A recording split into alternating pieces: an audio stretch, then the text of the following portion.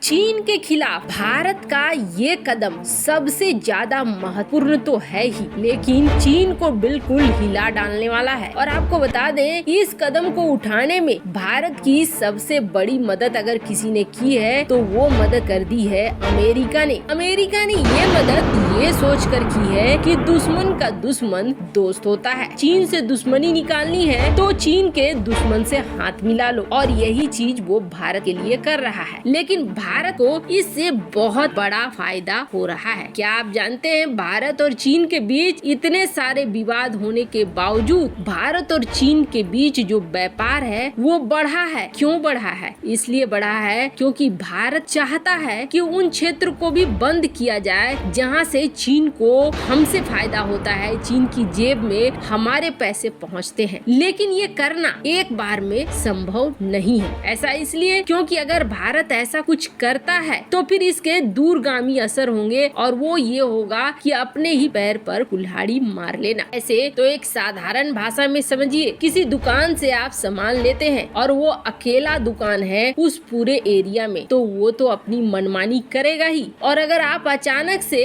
दुकान से सामान लेना बंद कर देते हैं, बिना सेकंड ऑप्शन तैयार किए, बिना दूसरी दुकान को तैयार किए, तो आपकी ही मुसीबत होगी कि अब उस इलाके में आपको सामान नहीं मिलेगा। भारत इस चीज को बहुत अच्छे से समझ रहा था, और भारत ने इलेक्ट्रॉनिक्स मार्केट पे अभी भी कोई प्रतिबंध खास तौर पर चीन पर नहीं लगाया। और इसकी बड़ी वजह क्या थी? बड़ी वजह है सेमीकंडक्टर। सेमीकंडक्टर का निर्माता तो नहीं है चीन। सबसे ज्यादा सेमीकंडक्टर का निर्माण अगर कहीं होता है तो सेमीकंडक्टर का निर्माण तो करता है अमेरिका। लेकिन प्रोडक्शन के मामले में बात करें तो सबसे ज्यादा प्रोडक्शन यानी सेमीकंडक्टर का इस्तेमाल करके इलेक्ट्रॉनिक आइटम को तैयार करना, ये काम होता है चीन के द्वारा। चीन सेमीकंडक्टर से बनी हुई चीजों के निर्यात में भी सबसे आगे है। पर अब अमेरिका को चाहिए चीन के खिलाफ एक ऐसा देश जिसकी मेन पावर हो बहुत ज्यादा, और वो देश अमेरिका को मिल गया है भारत के रूप में। वैसे तो ताइवान भी सेमीकंडक्टर के मामले में बहुत ज्यादा आगे है, पर अमेरिका ये जानता है कि कल को अगर ताइवान पे हमला हो जाता है या ताइवान की हालत खराब हो जाती है तो फिर अचानक से दिक्कत हो जाएगी अमेरिका के लिए और अमेरिकी इन्वेस्टमेंट के लिए। ऐसे में अमेरिका ने तोड़ निकाला कि नहीं, ऐसा करते हैं कि ताइवान में जो चल रहा है चलने देते हैं, इसके अलावा भारत में तैयार करते हैं इसकी बड़ी यूनिट और एक पूरा